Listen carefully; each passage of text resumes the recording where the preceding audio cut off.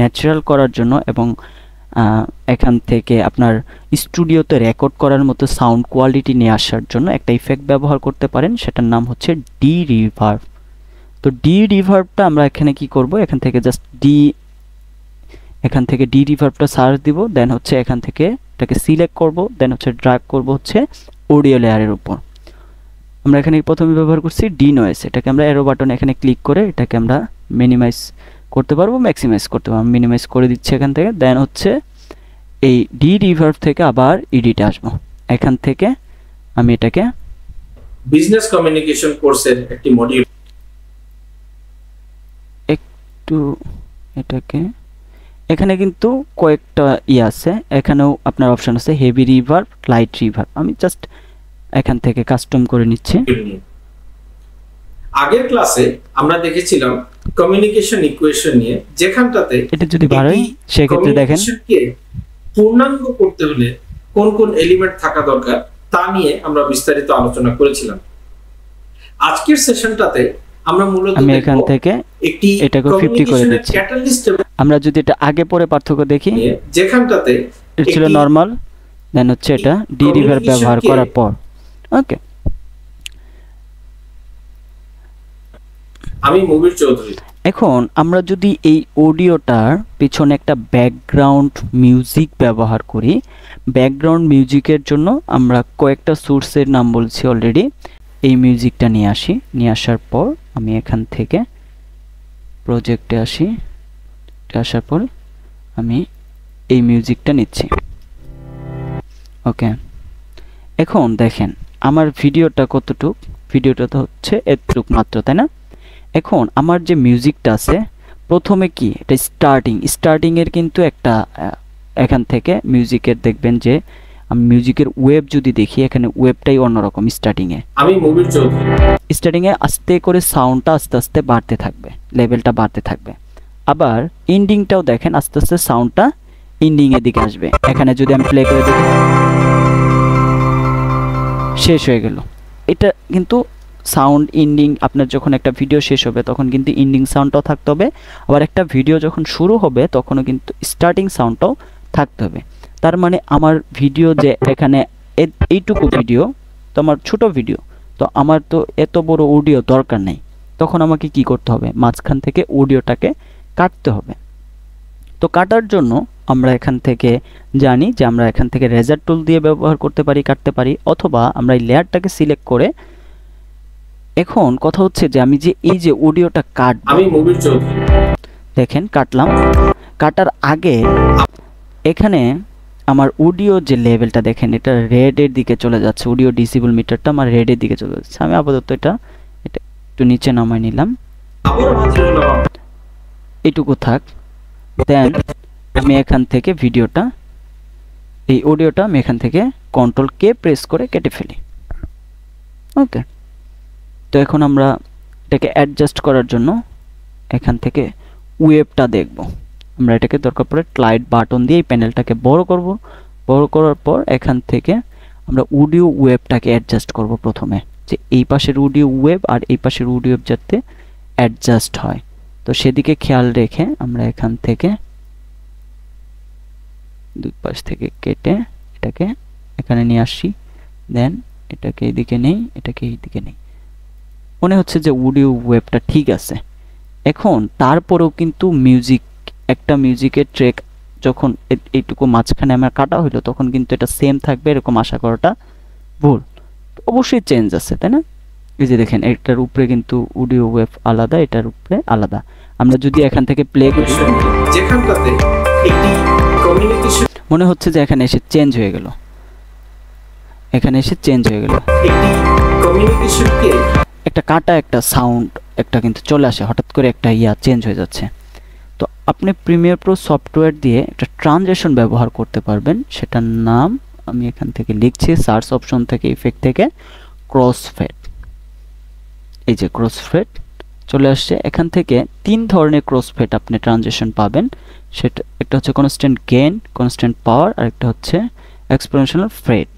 তো আমরা আসলে মূলত ফেডটা ইউজ করব না, ফেডটা আরও সাউন্ডটাকে কমায় দেয়, সেক্ষেত্রে মনে হয় আরও এটা মনে হয় যে না এখানে মাঝখানে কাটা পড়ছে, তো আমরা দুইটা ইয়া ব্যবহার করব। একটা হচ্ছে গেইন, এটা কি করে, এটা দেখেন এখান থেকে যখন আমি এই ট্রানজিশনটাকে জুম করব, এটা একটু বড় করে নিচ্ছি, দেন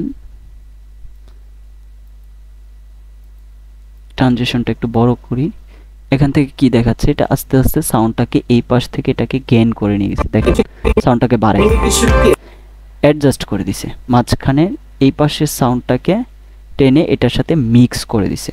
সেম কাজটাই পাওয়ার করে, পাওয়ারটা একটু বেশি এটার থেকে, গেইনের তুলনায় পাওয়ারটা তুলনামূলক আপনার এইটার সাউন্ডের থেকে এটা যতটুকু সাউন্ডটাকে গেইন করে তুলনামূলক ক্রসফিট যেটা গেইন পাওয়ার আছে সেটা আর একটু সাউন্ডটা বেশি দেয়। এখান থেকে যদি দেখেন এটা আরো সুন্দর স্মুথ এই সাউন্ডের উপরে কাজ করছে। তো এইভাবে হচ্ছে আপনার দুইটা, একটা অডিওর মাঝখানে যদি আপনি কাটেন, মাঝখানে যদি আপনি ক্রসফেড ব্যবহার করেন, সেক্ষেত্রে আপনি অডিওর ভিতরে একটা ট্রানজিশন ব্যবহার করতে পারবেন। আমি কি বোঝাতে পারছি বিষয়টা? ওকে, ঠিক আছে। তো এখন আমার এই লেয়ারটাকে আমি নেস্ট করে নিচ্ছি, একটা লেয়ার নিয়ে আসি। এখন এটা যেহেতু আমার ব্যাকগ্রাউন্ড মিউজিক হিসেবে কাজ করবে, আমার ব্যাকগ্রাউন্ড মিউজিক আমি ততটুকুই রাখবো যাতে আমার যে অরিজিনাল যে ভয়েস আছে এই ভয়েসটা যাতে আমার অডিয়েন্স প্রপারলি শুনতে পারে। তো সেটার জন্য আমাকে একটা কাজ করতে হবে, এটাকে আমি মুবির চৌধুরী প্লেব্যাক করতে হবে, প্লেব্যাক করে শুনতে হবে যে আমার কি সাউন্ডটা, ব্যাকগ্রাউন্ড সাউন্ডও শোনা যাচ্ছে এবং আমার ফরগ্রাউন্ড যে সাউন্ডটা আছে সেটাও শোনা যাচ্ছে কিনা। আমি এখানে দেখছি যেটা, সেটা হচ্ছে আমার ব্যাকগ্রাউন্ড মিউজিকের সাউন্ডটার লেভেল বেশি হওয়ার জন্য আমার যে এখানে ভয়েসটা আছে এই ভয়েসটা প্রপারলি শোনা যাচ্ছে না। তখন আমি কি করব, এখান থেকে এটাকে এভাবে টেনে নিচে নামাবো। যারা CS6 ইউজ করেন তারা এটাকে লেভেলটা একটু নিচে নামাবেন, এইভাবে টেনে সাউন্ডের যে লেভেলটা আছে এটাকে এইভাবে টেনে নিচে নামাবেন। আবার হাজির হলাম আপনাদের সামনে বিজনেস কমিউনিকেশন কোর্সের একটি এখন সাউন্ডটা অনেক কমে গেছে, এখানে যতটুকু লেভেল রাখলে পরে মডিউল নিয়ে ব্যাকগ্রাউন্ড সাউন্ডটাও শোনা যাচ্ছে আস্তে আস্তে, দেন হচ্ছে আপনার ফরগ্রাউন্ড যে সাউন্ড আছে সেটাকেও স্পষ্ট শোনা যাচ্ছে। এরকম একটা লেভেলে রাখবেন যারা CS6 ইউজ করেন। আর যারা CC ভার্সনগুলো ইউজ করেন তারা কি করবেন, এখান থেকে আপনার যে ওয়ার্ক স্পেস আছে এই ওয়ার্ক স্পেস থেকে আপনি অডিও এই ওয়ার্ক স্পেসে চলে যাবেন। অডিও ওয়ার্ক স্পেসে চলে যাওয়ার পর এখান থেকে আপনি এটা ক্লিক করবেন। ক্লিক করার পরে এখানে দেখবেন যে কয়েকটা অপশন দেখা যাচ্ছে, এসেনশিয়াল সাউন্ড থেকে ডায়লগ, মিউজিক, SFX, অ্যাম্বিয়েন্স। আমরা এখানে এটাকে ক্লিক করব হচ্ছে ডায়লগের উপরে। এটা সিলেক্ট করছি কোনটা, আমার যে ভয়েসটা আছে ভয়েসের উপরে লেয়ার প্যানেলে এসে আমরা এটাকে সিলেক্ট করব, দেন হচ্ছে ডায়লগে একটা ক্লিক করব। এখানে আমার আর কোনো কাজ নাই। ওকে, তারপর এখন আমার এখান থেকে ব্যাকগ্রাউন্ড মিউজিক যেটা সেটার উপরে ক্লিক করব। ক্লিক করার পর এখানে আমরা যাব হচ্ছে এই মিউজিকে ক্লিক করব। মিউজিকে ক্লিক করার পরে দেখেন এগুলো ডাকিং থেকে কিন্তু ইনভিজিবল দেখাচ্ছে, ভিজিবল না। তাহলে কি করতে হবে, আমাকে এটা ডাকিংয়ে ক্লিক করতে হবে। ক্লিক করার পরে এখানে সেন্সিটিভিটি আছে, ডার্ক অ্যামাউন্ট আছে, ফেডস আছে। এখন কোনটা কি কাজ করে আমরা কাজ করে দেখি। এখান থেকে আমি যখন এটা প্রথমে আমি যদি কি ফ্রেম জেনারেট করি, যে অ্যামাউন্ট আছে, বিশেষ করে ডার্ক অ্যামাউন্টটা হচ্ছে আমার যে ব্যাকগ্রাউন্ড মিউজিকটা থাকবে এটার লেভেল এখানে কতটুক হবে, এখানে -18 দেওয়া আছে। আমি যদি এটা দিয়ে জেনারেট কি ফ্রেম দেই,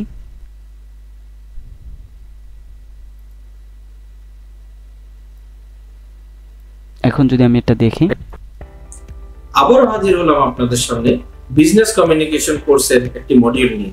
সাউন্ডের লেভেলটা আগে কি ছিল, আমি যদি Ctrl Z দেই, হাজির হলাম আপনাদের সামনে বিজনেস কমিউনিকেশন কোর্সের একটি মডিউল নিয়ে। এটা হচ্ছে সাউন্ডের লেভেল ছিল আগে, আগের ক্লাসে দেখেন উপরে। আমরা দেখি এখন যদি আমি এখান থেকে ডাকিংটা এখান থেকে দেই -22, এটা কি করবে, ব্যাকগ্রাউন্ড সাউন্ডটার লেভেল আরো কমায় নিয়ে আসবে। দেন হচ্ছে আমি ফেডসটা যদি রাখি হচ্ছে